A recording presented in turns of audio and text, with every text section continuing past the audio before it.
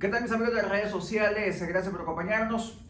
Hoy me encuentro con una persona quien es orgullo salvadoreño, quien ha tenido la oportunidad de llegar a este país, de ser empleada, de ser autoempleada, pero también de generar empleos, y también es creadora de una fundación que está ayudando a muchas personas, tanto en El Salvador como también aquí en nuestra querida ciudad de Dallas, Texas. Ella es Gilcia Bonilla. De verdad, gracias por estar con nosotros. Muchas gracias, Santo. Es un gran honor estar aquí contigo en tu programa. ¿Qué se siente ser salvadoreña? ¿Qué se siente? Pues yo soy muy orgullosa de ser salvadoreña. Usted es madre de familia, también es empresaria. ¿Cómo hace para hacer tanto, para sacar tiempo y estar, hombre, sin desatender ni la familia ni los negocios? Creo que el tiempo le va enseñando a uno cómo ubicarse, cómo aprender a llevar la vida, cómo vivir esos momentos y cómo disfrutar esos momentos. ¿Significa entonces que llevo una vida balanceada?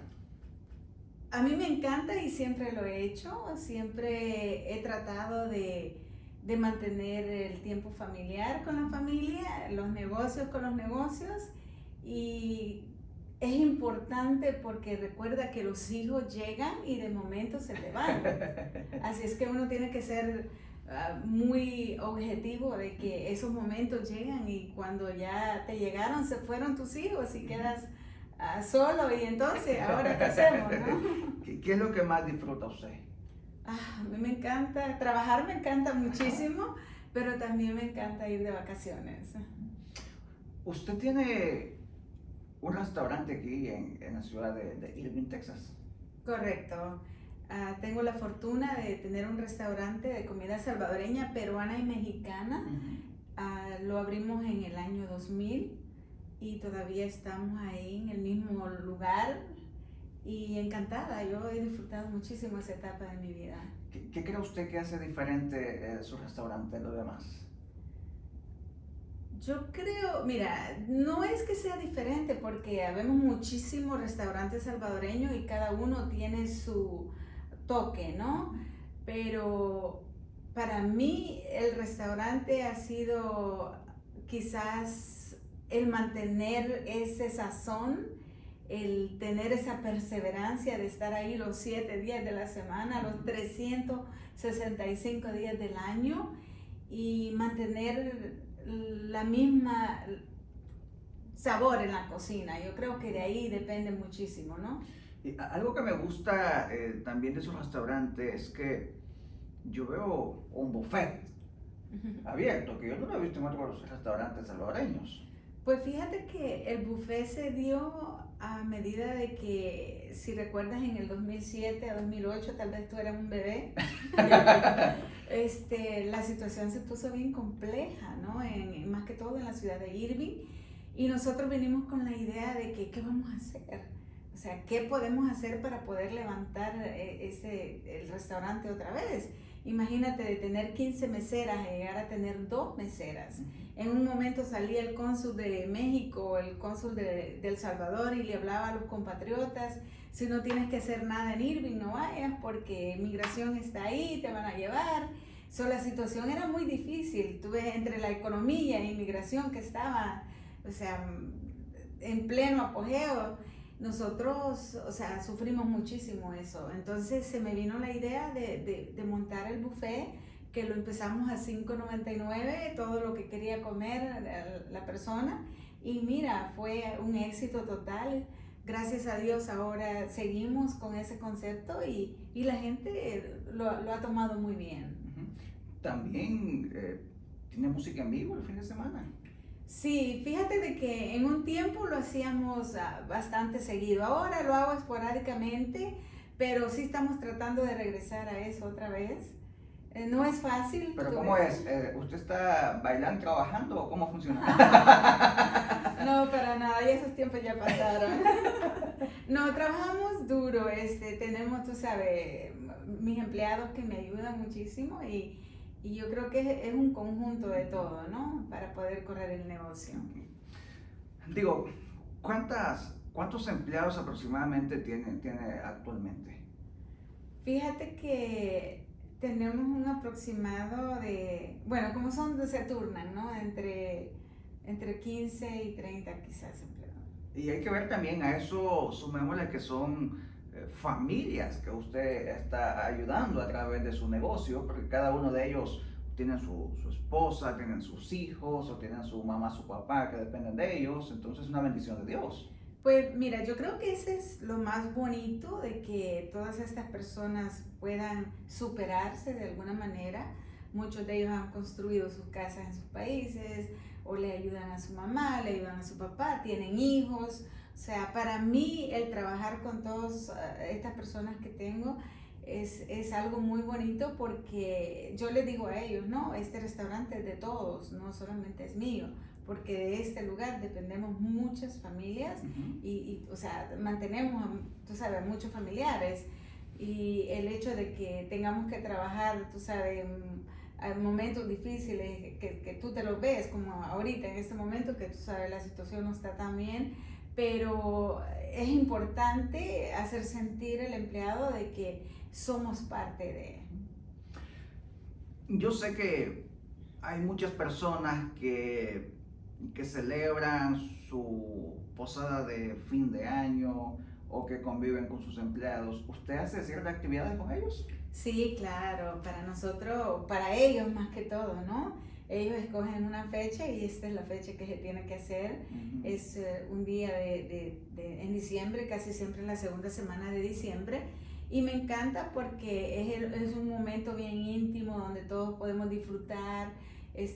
Yo les traigo comida de otros restaurantes y podemos celebrarlo y en familia, ¿no? Ese es un momento muy nuestro y cada quien desahoga lo que quiere decir, ¿no? Ya viene el verano, vamos a llevarlos por ahí para el mar para que sigan disfrutando. Sí, fíjate de que rentamos un autobús y nos vamos todos en familia. Ya tenemos 3 años haciéndolo y nos vamos, bueno, ellos escogen también si quieren ir a un lago, si quieren ir a la playa. Este año estamos pensando en la playa, pero es muy bonito, o sea, del poder cerrar el restaurante un día y irte a la calle, ¿no? Y que todos regresen muy contentos, o sea, es algo muy, pero muy bonito. Pero eso es parte también de el liderazgo suyo y que ha entendido la importancia del saber trabajar y entender a sus compañeros de trabajo, que hay muchos empresarios que no llaman empleados, sino que llaman como compañeros de trabajo y porque ellos entienden la importancia de tener a los trabajadores contentos. Ahora, muy bonito toda esta parte, pero me gustaría ahora hablar un poco acerca de esta infancia del Salvador, porque, hombre, aquí en Estados Unidos uno logra hacer cosas grandes y nuestra vida se posiciona de una forma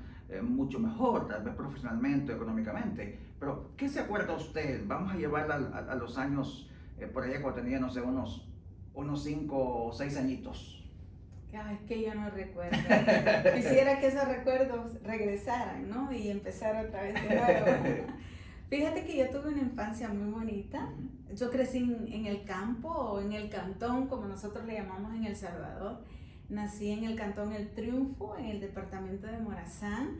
Ahora es municipio, San Carlos, Morazán, qué sé yo, tú sabes, con todo nuestro barrio que ha habido. Pero con mucho orgullo te puedo decir que vengo de padres agricultores. Mi papá era un agricultor pequeño o grande, lo que fuera. Él era una persona tan versátil que él se inventaba hasta lo que no fuera para poder sacar la familia adelante. Somos 11 hermanos. Desafortunadamente con el COVID, el número 7 falleció en Nueva York, pero seguimos siendo una familia bien numerosa y muy cercana. Te puedo decir de que mi papá, él trabajaba, mira, él podía sembrar arroceras en aquellos años, él hacía maicilleras, sembraba maíz, hacía adobes, hacía tejas, o sea, él se inventaba cualquier cosa, o sea, para poder sacar la familia adelante.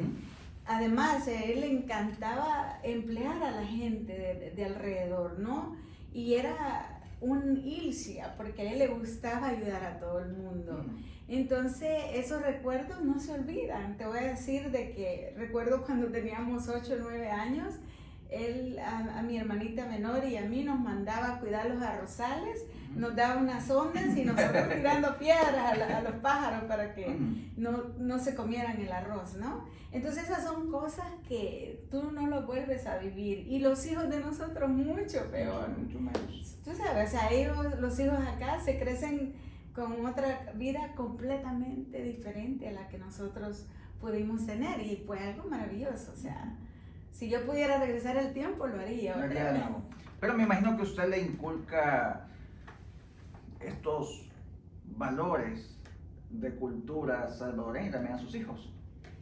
Pues fíjate que sí, claro, o sea, pero es muy difícil, ¿no? Porque ahora con la tecnología, con los amigos, o sea, ellos tienen como una vida social mucho más diferente a la que nosotros nos dimos, ¿no?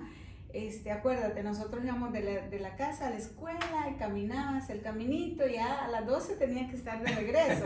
Ahora nuestros hijos es muy diferente, porque en el caso mío, yo a ellos los mantuve bien ocupados en los deportes. Siempre estaba pensando de que yo quiero que hagan esto así, o sea, tenía un régimen para mantenerlos ocupados, que no es lo que sucedió con nosotros. A nosotros nos tocaba regresar de la escuela a hacer tortillas. Sí. O sea, mi papá en la casa había muchacha, pero él le decía a la muchacha, mira, no le hagas esto, ellos tienen que hacer, nos poníamos a moler el maíz en el molino. O sea, era otro régimen completamente diferente. O sea, aunque tenían, digamos, trabajadora en casa, pero mis hijas que se levanten temprano, que muelan el maíz. Imagínate, yo recuerdo que nos levantábamos a las 3, 4 de la mañana porque teníamos que dejar el maíz molido, porque tenían que mandarle desayuno y almuerzo a los mozos que mi papá tenía. Sí. Entonces, eso era algo de que nadie turraba la cara, pues, o sea, algo tan, o sea, que tu papá te lo dijeran era, sí, nosotros, o sea, tenemos que hacer lo que mi papá dice, ¿no? Sí, ahora, hay una parte también muy interesante, porque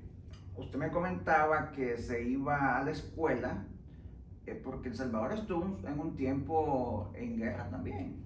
Sí, nosotros vivimos la guerra desafortunadamente.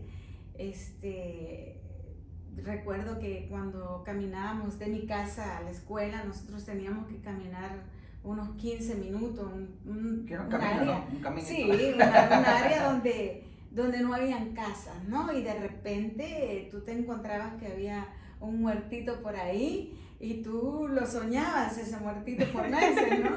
Entonces, cuando nos tocaba madrugar para ir a la escuela, nosotros salíamos corriendo todo ese camino, pensando que te ibas a encontrar algo por ahí, pero gracias a Dios no, ¿verdad? Pero sí, fue algo difícil, yo creo, ¿no? Para la etapa de crecimiento de nosotros, pero tú sabes, no es algo que yo haya vivido con el trauma de que nosotros vivimos eso, pero te recuerdas, ¿no? Fue parte de la vida de uno, del crecimiento de uno. Ahora, yo me acuerdo que en mi escuela hacían autos cívicos o Día del Niño, Día de la Madre, y a mí siempre me elegían para que fuera el maestro de ceremonia.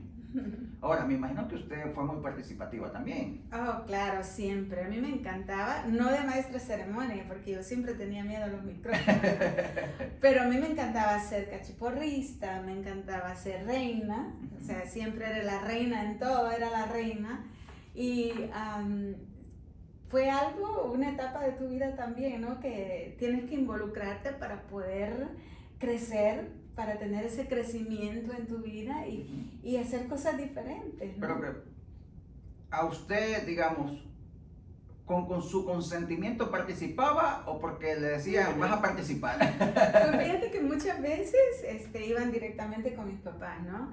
Y mi papá, por pena, quizás decía, sí, te voy a contar, en el año 89, ya tenía 17 años, yo participé para ser reina de Agroexpo, que es como la feria ganadera a nivel nacional en todo el país. De repente llegó este señor a buscarme en San Salvador, que estaba en la universidad, y me dice, su papá la autorizó para que participe en el reinado de Agroexpo y va a representar el departamento de Morazán. Y yo, no, ¿cómo va a ser? Ya estoy muy grande, yo no quiero hacer eso. Bueno. Ya me enamoro. Al final, fíjate de que sí participé y terminé ganando. Fui la reina de Agroexpo en el año 89 del departamento de Morazán y gané a nivel nacional, que éramos 14 reinas, y yo fui la ganadora. Entonces, ahí te dice, son experiencias que uno pasa y que uno las busca. Y contenta, ¿no? Aquí estamos a libro abierto. Su primer novio en su infancia, ¿qué edad tuvo? Mi primer novio fue a los 15 años. A los 15 años, sí. En El Salvador. En El Salvador estaba estudiando en el colegio, en San Miguel, y después yo me gradué a los 16 años, ya del bachillerato, entonces me tuve que ir a San Salvador y ya cuando me fui a San Salvador, ya nosotros los dos caminos separados, entonces ya... Primer empezó a sentir el verdadero sufrimiento de las primeras separaciones. Ok, usted sale del colegio, tiene 11 hermanos, menciona que por el COVID perdió el número 7, pero algo interesante es, ¿cómo nace la idea entonces de decir, bueno, me voy para Estados Unidos? ¿Ya tenía algún hermano aquí en Estados Unidos o se vino como muchos por frontera? Pues fíjate, Santos, mira, creo que yo nunca busqué eso de que yo quisiera migrar a Estados Unidos, nunca se me dio, tal vez porque estábamos como un poquito más acomodadas, mis hermanos nos apoyaban muchísimo, gracias a Dios, y recuerdo que mi hermano mayor, él es 20 años mayor que mí, imagínate. Okay. Entonces, en su momento, mi hermano, muy joven, él se fue de la casa y anduvo trabajando en barcos pesqueros a nivel mundial. Y en un momento de su vida, él se quedó acá en Estados Unidos, que fue creo como el 69, el 70, por ahí. Y cuando yo iba a nacer, creo que él llegó a El Salvador y él le dio los nombres a mi mamá para que me pusiera Ilcia. Pero yo después de eso yo no recuerdo haber tenido como ese acercamiento con mi hermano porque tú sabes, él se vino a Estados Unidos. En su momento él empezó a traer a mis otros hermanos y bueno, cuando acordamos ya solo quedó mis dos hermanas menores y mi persona en El Salvador. Entonces te digo, ellos nos ayudaban y estábamos bien acomodadas. En un momento yo saqué mi visa, mis papás venían siempre con mi hermanita menor, que era la única que tenía visa también, y mi papá viajaba muchísimo para acá con mi mamá, entonces mi hermana mayor me empezó como a meter esa cosquillita, ¿no? Sí. Que me viniera, que acá podía hacer una vida diferente, que podía trabajar en diferentes cosas y que podía seguir estudiando en la universidad de acá. Pero todos ellos vivían en New York en ese tiempo, ¿no? Y de repente me convenció, entonces retiré todas mis clases en la universidad en El Salvador y de repente ya vine y me quedé acá en Estados Unidos. Claro, todo te cambia, ¿no?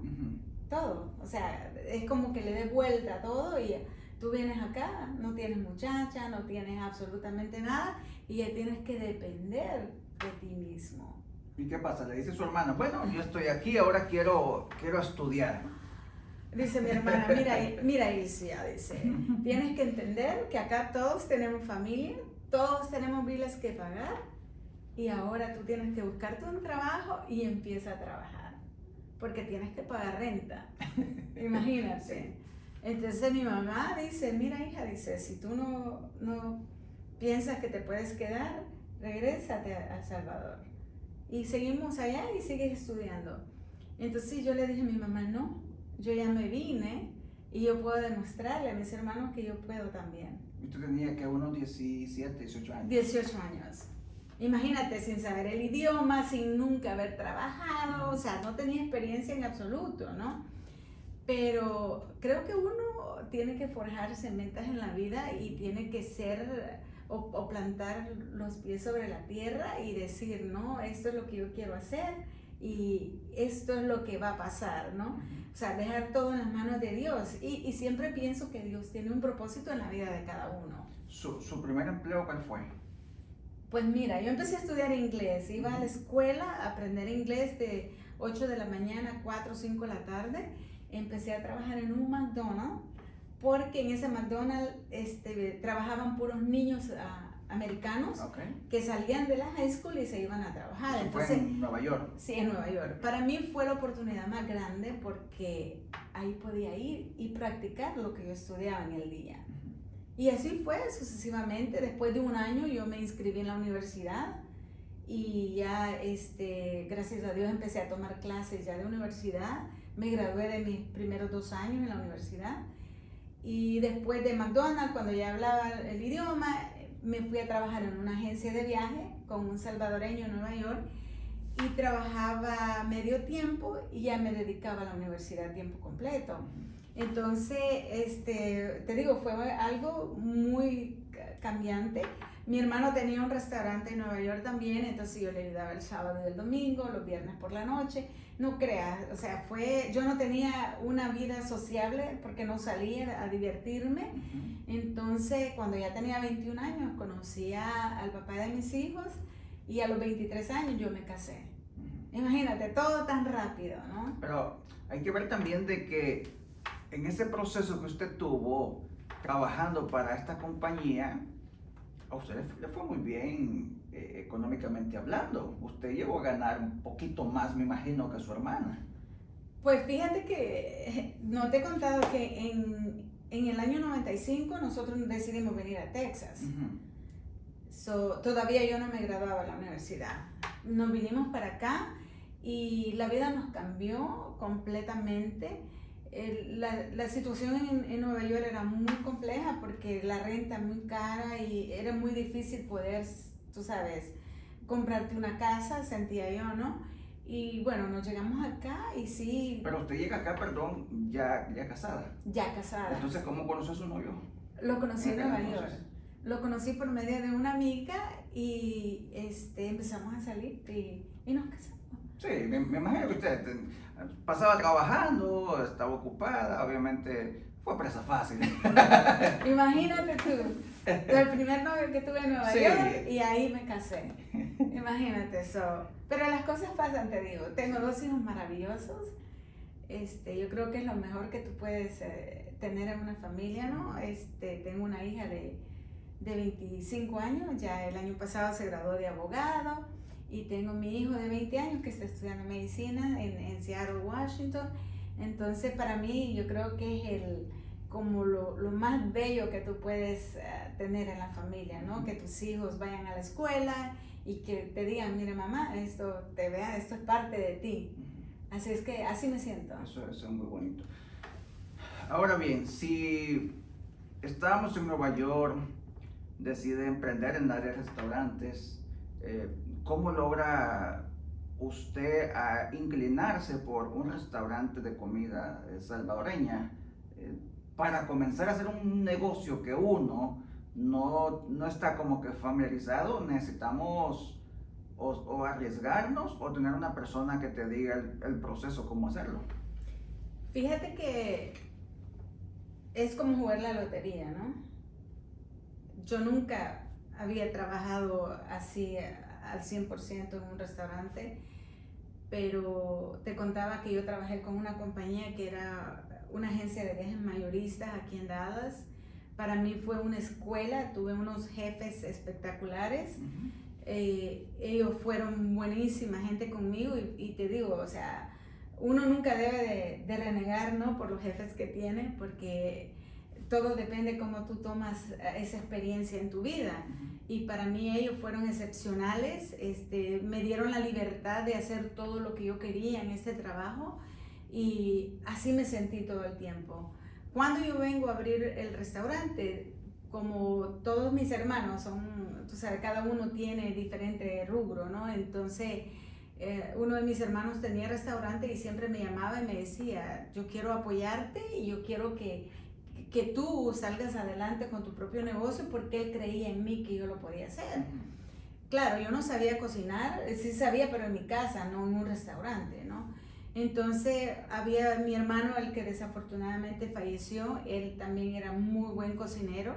Él vino, se estuvo 6 meses conmigo cuando empecé el restaurante. Yo lo empecé con 10 mesas, era muy chiquitito, y él estuvo ahí hasta que ya empezó a ver que la clientela empezó a crecer. y se regresó a Nueva York. Yo, mira, de andar en tacones y muy elegante todo el tiempo, me quité mi ropa y me puse un delantal y empecé a aprender la cocina también. O sea, tenis y te manejas. O sea, tú tienes que acomodarte a lo que viene y tienes que ver la vida como tú la quieres ver. Y no tienes que sentirte de que, ay, mira, ¿cómo es posible que yo andaba con mis uñitas y ahora me las tengo que quitar porque tengo que lavar platos o tengo que barrer la cocina? O sea, ahí donde tú tienes que entender de que el éxito no es así tan fácil y tienes que acomodarte a lo que viene.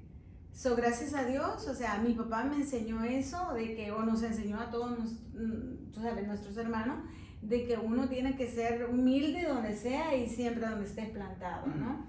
Y gracias a Dios, el restaurante empezó a crecer. Un momento de mi vida, el papá de mis hijos tuvo que regresar a trabajar porque todavía no, tú sabes, no veíamos los frutos.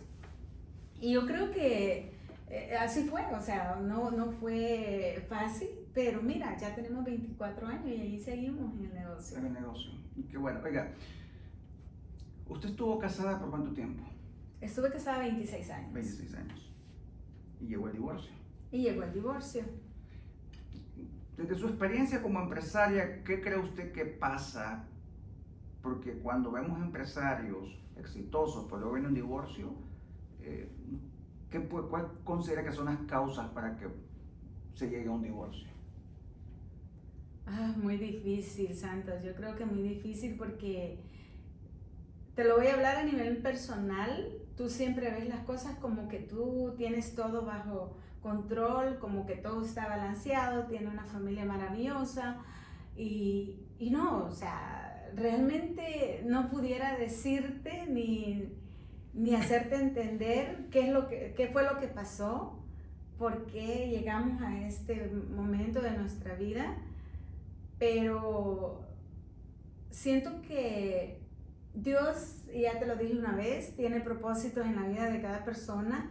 Yo lo estoy viviendo, yo pude superarlo y es muy duro, más que todo por los hijos, ¿no? Porque los hijos creo que se llevan la mayor parte de todo esto, y más cuando están pequeños, ¿no? O que están en una edad muy crítica, o sea, muy, muy difícil. Pero yo le doy gracias a Dios porque tengo unos hijos maravillosos, te vuelvo y te lo digo, estoy muy orgullosa de mis hijos y yo he podido salir adelante, he podido manejar, tú sabes, mi negocio a un nivel espectacular y he tenido mi familia que siempre me ha apoyado, muchas amistades que también han estado conmigo y yo creo que es todo, ¿no? Es un todo. Ahora bien, hay muchas personas que como usted han vivido 25 años de matrimonio o 30 años, pero yo tengo casos en mi vida personal, conozco algunas personas que se han divorciado y que me han dicho, Santos, yo fui ama de casa por 30 años, yo pensé que mi hogar iba a ser para toda la vida porque me casé pensando en eso, pero durante este tiempo no trabajaron, no aprendieron un oficio y ahora se divorcian pero no saben qué hacer. Desde su propia experiencia, ¿usted qué le diría a estas mujeres si están viviendo un proceso?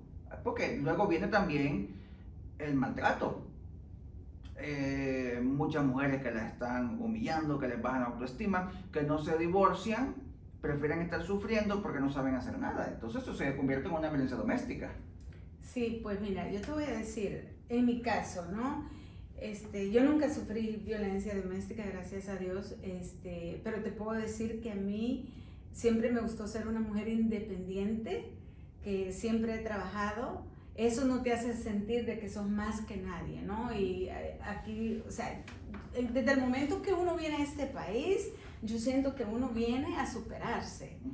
Y es muy difícil darle la carga solamente al esposo o solamente a la esposa. Entonces, para mí, el poder sobresalir y hacer algo que tú te propongas, tienen que ser los dos juntos. O sea, a menos que el esposo gane muchísimo dinero, tenga una compañía extremadamente lucrosa, ¿no? Que te dé mucho, que lucre mucho, ¿no? tal vez puede salir adelante, y por eso a veces muchas familias deciden que su esposa quede en la casa cuidando a los niños. Ese no fue mi caso, ¿verdad? Pero, ¿qué te puedo decir? O sea, para una mujer que haya vivido toda su vida en la casa cuidando a los niños, yo conozco varios casos, y te voy a poner el ejemplo de una persona muy cercana que se separó y al esposo lo mandaron para El Salvador, y ahora ella me llama y me dice, mire, yo tengo tantos años viviendo acá, no tenemos nada en mi país, yo no quiero regresar a vivir con los suegros, tampoco quiero regresar a vivir con mis papás, pero no tengo experiencia en nada, ¿qué voy a hacer? O sea, estás hablando de algo muy complejo, ¿no? Además tiene sus niños, entonces ahí es donde tú tienes que decir, o sea, inventar o reinventarte lo que tú quieras hacer con tu vida. Pero es bien duro, o sea, si tú nunca has trabajado y te sientes que estás como atrapada, pero yo creo que no hay nada difícil, uno tiene que ver la manera, cómo regresa a la escuela, cómo aprendes el idioma, nunca es tarde, nunca. Y acuérdate, una mujer que ha sido maltratada, cuando sale de esa jaula es como que empiezas a volar. Empiezas a volar y la vida te recompensa por todos estos años que no pudiste hacer nada, pero nunca puedes quedarte de brazos cruzados y decir yo no puedo. Nosotros somos capaces de hacer muchas cosas en la vida, y ahora yo creo que con la tecnología, con todo esto nuevo que existe, tenemos que reinventarnos y poder ser ejemplo de nuestros hijos.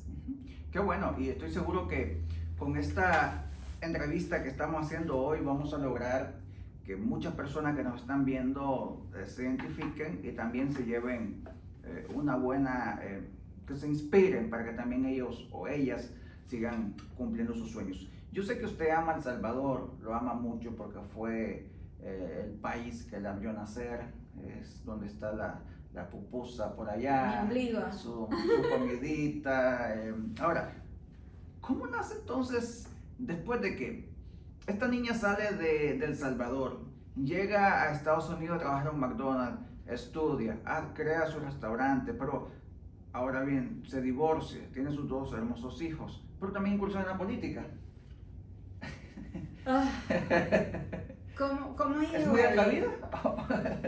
Mira, son cosas de la vida que se dan, ¿no? O sea, todo llega a su momento, y cómo llega, no sé. Llegaron, tú sabes, a buscarme. Yo nunca estaba involucrada en política, no sabía nada de política. Pero se acercó alguien de sociedad civil, que es un grupo que trabaja en El Salvador, ¿no? Hay varios diferentes grupos de sociedades civiles allá, y era una mezcla de diferentes partidos y gente muy educada, gente con muchas inspiraciones, ¿no? Entonces vinieron, me propusieron, no solamente era yo, habíamos muchísimas personas que las habían buscado para esta posición, y de repente, tú sabes, me llamaron a una entrevista y yo estaba como que sí o no, ¿no? Pero yo creo que más lo hice no porque yo quería hacer política, sino que porque yo quería regresar y usar esto como un trampolín para ayudar a la gente olvidada, a la gente humilde, a la gente que estos políticos nunca regresan. Yo creo que eso era más la visión mía de ir a hacer otra cosa, ¿no? Pero la experiencia que obtuve fue algo impresionante que no te podría explicar a menos que tú la vivas. Yo caminé territorio en todo el país. Afortunadamente tuve muy buena gente que me acompañó, y anduvimos caminando por todos los cantones, y ahí es donde empezó todo, ¿no? Creo que la experiencia no se puede comprar, es algo maravilloso lo que estuve haciendo, y si me preguntan, ¿lo volvería a hacer? Yo sí lo volvería a hacer. ¿Usted fue aspirante a qué cargo político? Iba como candidata a la vicepresidencia por el partido Arena, que mucha gente dice, wow, Arena, no queremos Arena. Pero mira, el partido no tiene culpa de lo que haya sucedido en el pasado, o sea, yo lo veo de esa manera. El partido es un vehículo que se utiliza para llegar a la gente. Entonces, claro, mucha gente se ha aprovechado de este partido y se ha lucrado, como todos los partidos. O sea, no creo que sea el único que lo haya hecho, y esto sucede en todos los países en Latinoamérica, ¿no? Desafortunadamente le han dado muy mal nombre al partido Arena, pero las convicciones están ahí. Yo siempre he sido una persona de derecha, soy republicana, y ese es lo que yo sigo, y por eso mismo nos pusieron ahí, porque las bases que tenía este partido estaban todavía en todos los departamentos, y era algo como más fácil para nosotros trabajarlo, ¿no? Así es que te digo, la experiencia no se puede comprar, o sea, cada quien lo vivió como pudo hacerlo, y yo lo trabajé muy bien, y muy contenta porque la gente se identificaba con Ilse, a la persona humana que soy, no porque yo era la política y de dónde yo venía, ¿no? Ahora, detrás también de estas aspiraciones, que los sueños se mueren, dijo Vicente Fernández, que no muere, ¿no? O sea, que eso significa que ahí acabó. Va a haber una oportunidad más adelante. ¿Cómo nace entonces la idea de crear una fundación? Porque sé que usted tiene una fundación, que fuera bueno también que la gente lo conozca un poco más de ella. Sí, Santos, mira, la fundación hicimos el lanzamiento en noviembre del año pasado, lo hicimos aquí en Dallas. ¿Cómo nació la idea? Te voy a contar por experiencia propia, ¿no? Mi hijo, cuando tenía 2 años y medio, a él lo diagnosticaron con diabetes infantil, que es la diabetes tipo 1, es muy diferente a la tipo 2 del adulto. Y para mí, créeme que el mundo se me venía encima, y tú tenías más preguntas que respuestas.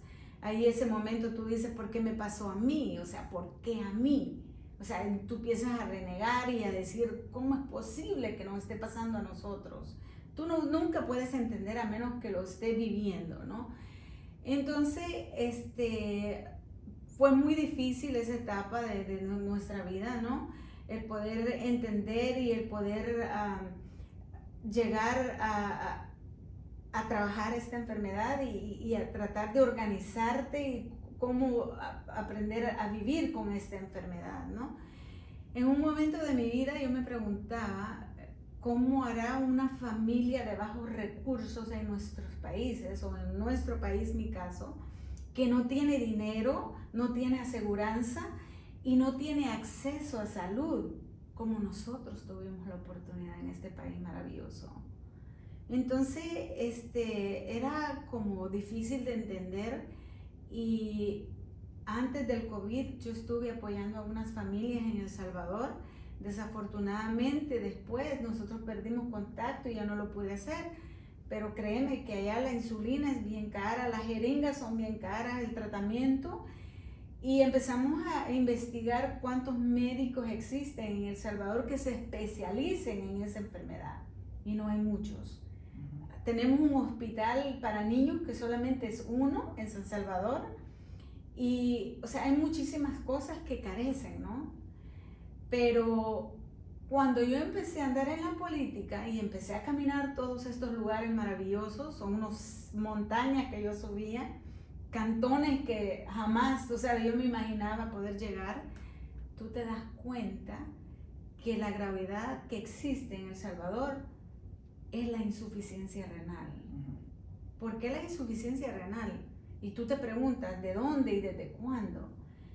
Yo no recuerdo cuando yo crecí en El Salvador, o al menos cuando yo me vine a Estados Unidos, que hubiera tanta gente diagnosticada con insuficiencia renal crónica. Muchas personas piensan que la insuficiencia renal te da porque tienes diabetes o porque tienes una presión alta. No, hay personas que empiezan a enseñar síntomas por alguna fiebre, o tú sabes, por cualquier tonterita, y ya vienen, van con el médico y ya le dice, tenés principios de insuficiencia renal y estás en este nivel. En cosa de 2-3 semanas ya le dice, mira, tenés que empezar tu diálisis.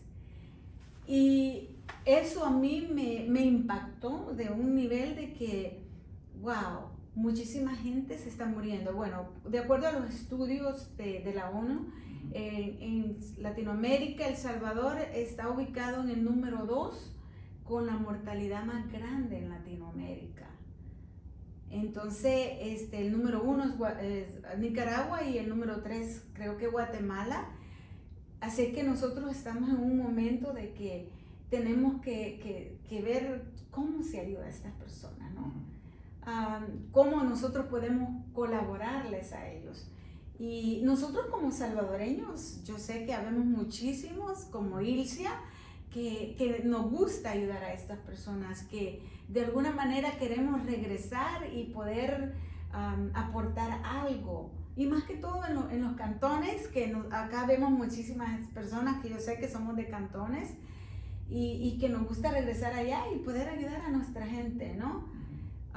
¿Y qué yo he estado haciendo? Te voy a contar. Después del lanzamiento, ya nosotros empezamos a trabajar en recaudar fondos.